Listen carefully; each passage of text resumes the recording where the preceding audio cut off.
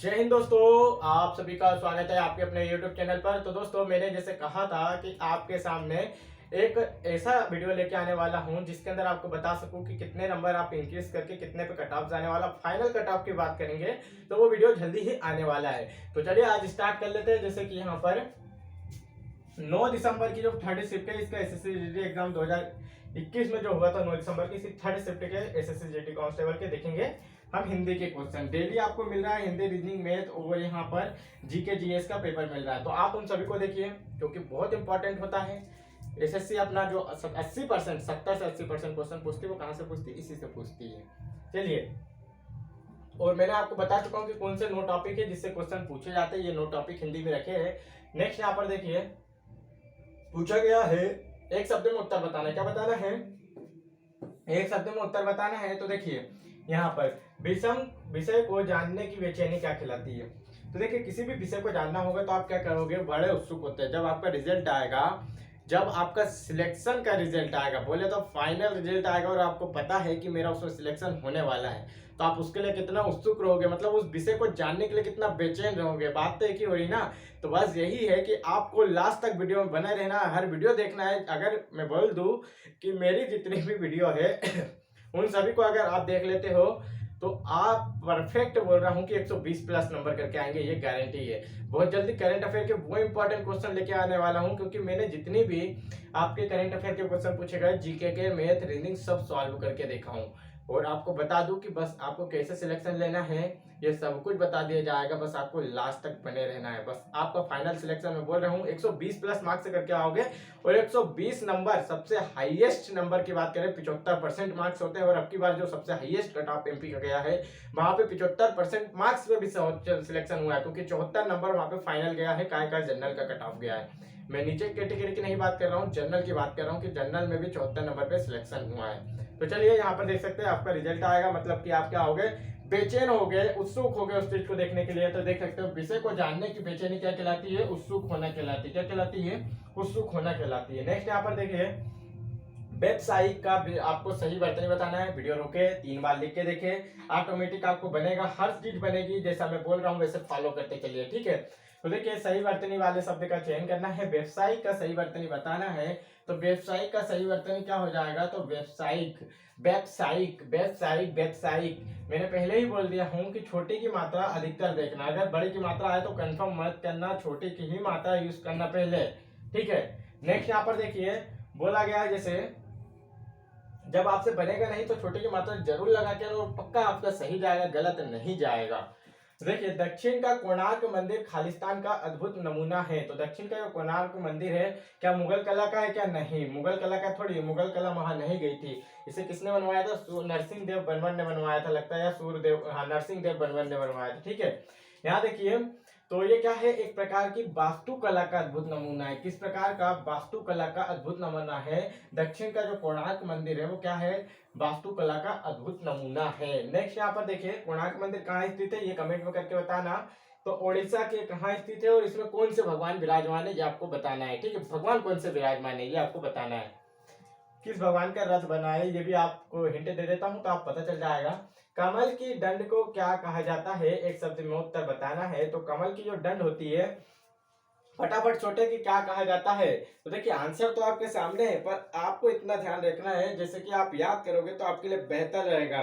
तो लगे हाथ आप याद करके चले कि कमल की डंडी को क्या कहा जाता है? मृणाल कहा जाता है। जो आपका कमल का फूल होता है इस प्रकार से, ये ऊपर पूरा खिला हुआ है, फिर यहाँ पे जो ऐसी मोटी आती है इसके अंदर क्या बारीक बारीक छिद्र रहती है, ठीक है। ऐसे ऐसे एकदम पतली भी, ज्यादा मोटी भी नहीं आती है।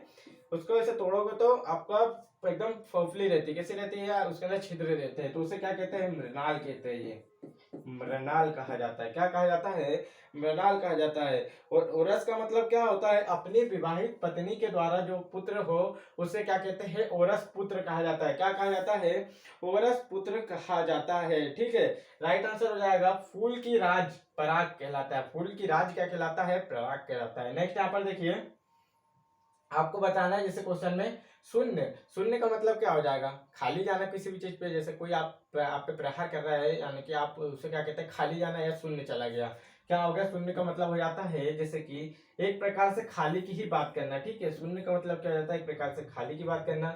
सूर, वीर, पराक्रमी, ये से क्या हो जाएगा, तीनों एक दूसरे के पर्यायवाची हो जाएगा। देखिए जो यहाँ लिखा है सूर, वीर, पराक्रमी, योद्धा, ये क्या हो जाएंगे, एक दूसरे के पर्यायवाची हो जाएंगे।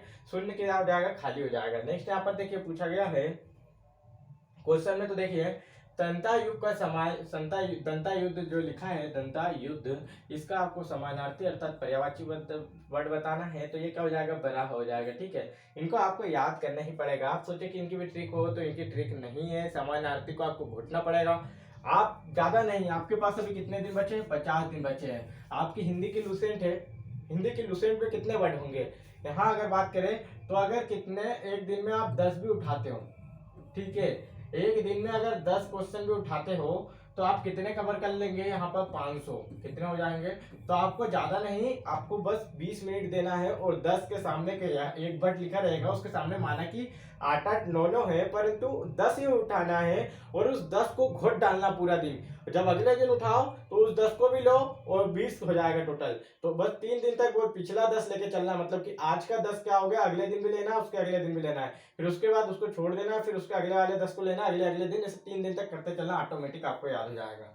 कैसे नंबर पकाना है मैं आपको पूरी चीज बताऊंगा। नेक्स्ट यहाँ पर देखिए जिसे बताया गया है सती सावित्री होना। तो सती सावित्री का सभी को पता है कि पतिव्रता होना। क्या होता है, सती सावित्री का मतलब पतिव्रता होना होता है, ठीक है। सती सावित्री का मतलब क्या हो जाता है, प्रतिव्रता होना, ठीक है। राइट आंसर क्या हो जाएगा, पतिव्रता होना।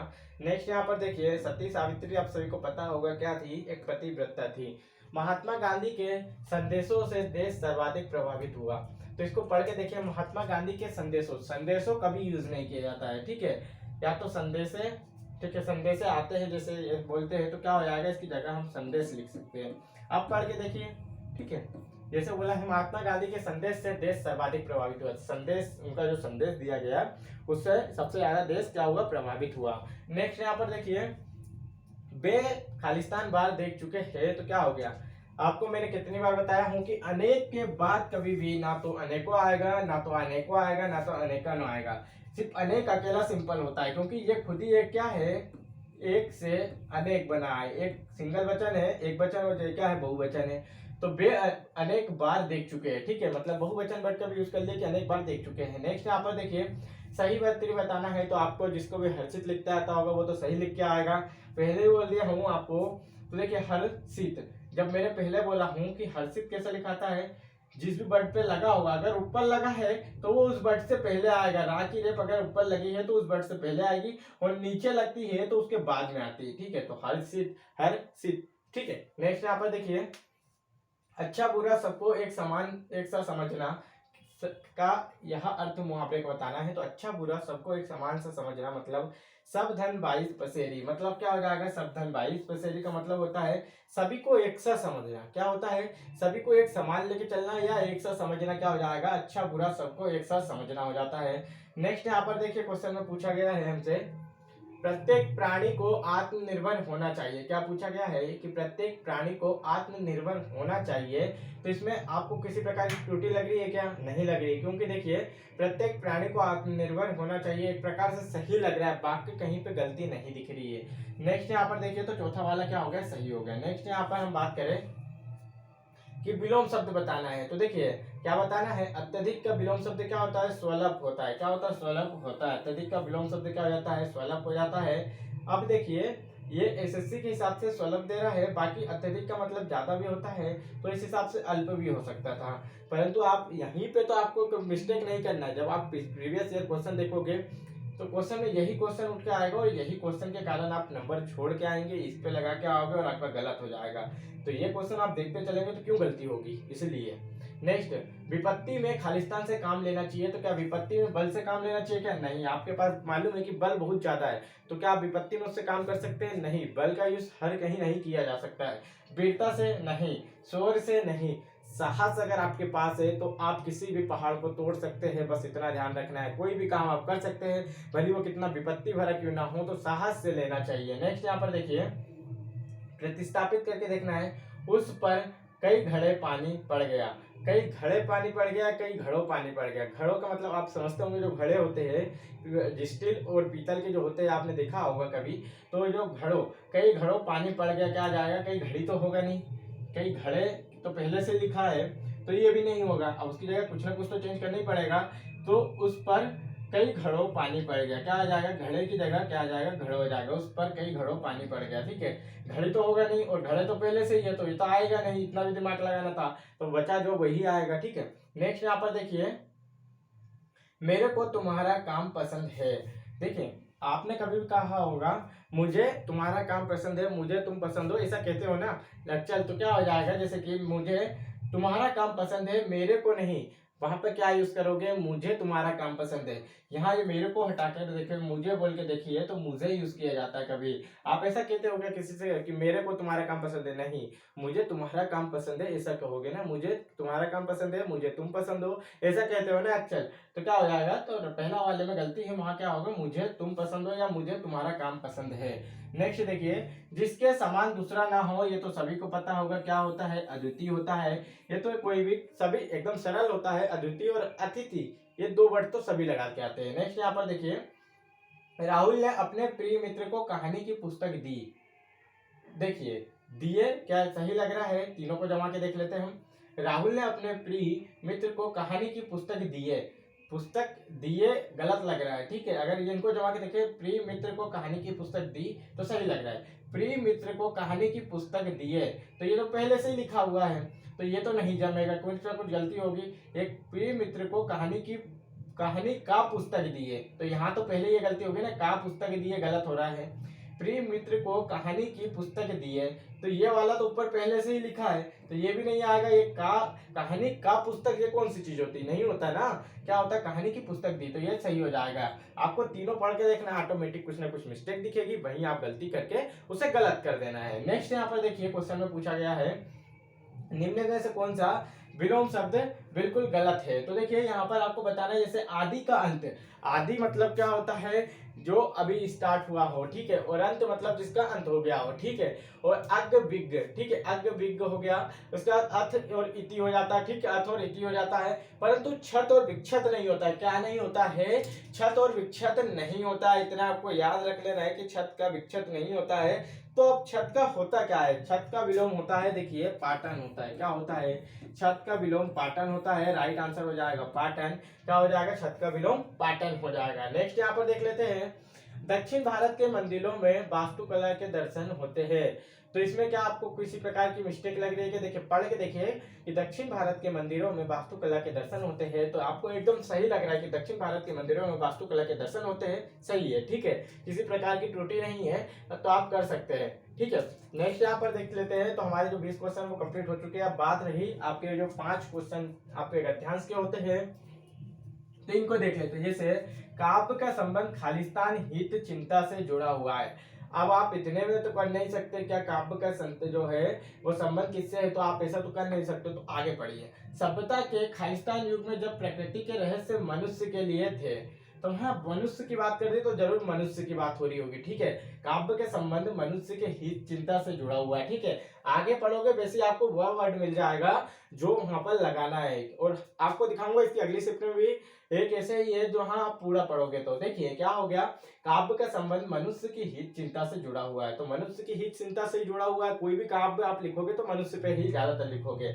सभ्यता के खालिस्तान युग में जब प्रकृति के रहस्य मनुष्य के लिए, तो जो सभ्यता है उसके क्या प्राचीन युग में जब प्रकृति के रहस्य मनुष्य के लिए खालिस्तान थे, तो देखिए प्राचीन नहीं प्रारंभिक युग आएगा, क्योंकि यहाँ पर देखिए, और वह अधिकांश में अपने जीवित रहने के लिए प्रकृति खालिस्तान पर निर्भर था, तब उसने प्रकृति के अनेक उपादानों की प्रारंभ की। तो देखिए आदि तो आएगा नहीं, पुराने युग भी नहीं आएगा, प्राचीन या प्रारंभिक। तो प्रारंभिक युग में जब प्रकृति के रहस्य मनुष्य के लिए वरदान थे या अज्ञात थे, कैसे थे, प्रारंभिक युग में कैसे थे, एक प्रकार से अज्ञात थे, और वह अधिकांश में अपने जीवित रहने के लिए प्रकृति की खालिस्तान पर निर्भर था।